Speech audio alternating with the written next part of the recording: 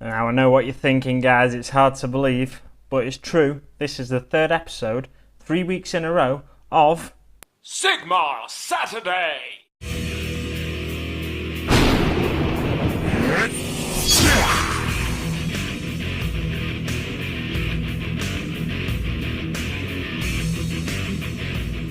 Okay guys, thanks very much for joining me again today. This in front of you is my Khorne Bloodbound. A lot of them look quite black, but the truth is they have been sprayed with this burnt umber spray from Vallejo Model Air. Now, I say they have been sprayed with that, but some of them have by accident been sprayed with this mahogany spray by Vallejo Model Air. See if you can spot the difference. Which ones have been sprayed with burnt umber, which ones with mahogany. So this guy's been sprayed with mahogany, and this guy, and the vast majority of them with burnt umber. Now, the burnt umber looks almost black on camera, but I assure you, it is a deep, deep brown.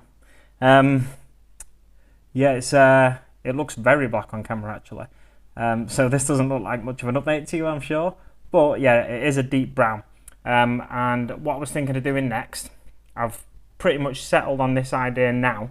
I was thinking of doing some bronze on the armour. So Warplock bronze as the base colour on the armour to keep them looking sort of browny and almost monotone. Now the armour trims I was going to do with brass colours. So bronze and brass. I think that'll work alright together. Let me know if I'm making a horrendous mistake in the comments below. Now, so the armour is going to be bronze and brass, unless you suggest otherwise. I want to steer clear, basically, of the classic Khorne red. I was tempted to do the armour in Khorne red, but yeah, I want to steer clear of that. The flesh, I'm going to keep most of them with darker flesh, so with brown flesh, basically.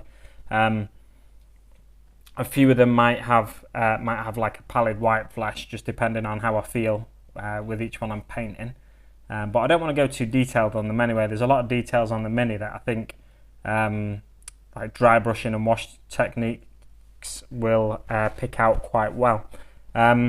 So yeah, that's the armour and the flesh I've mentioned, but they've all got pants on. These guys have got obviously armour on the torsos as well. These guys have got pants on. So these are the Blood Reavers. And you can see there he's got pants and boots on. Now I was thinking if I did want to incorporate some Khorne red, maybe I could put it on the pants. However, that look, you know, it might suggest clown pants to someone or something like that. Now the other option is probably a grey on the pants and then a black on the boots. I'm thinking keeping the boots black basically, just to keep it simple and keep it distinct from their own flesh. And then if I did want to work some red in there, I can work it in on stuff like the loincloths, if they're wearing loincloths like this guy is. And let's have a look, see how many of them. They all seem to be wearing loincloths actually, so I could get the red in there on the loincloths.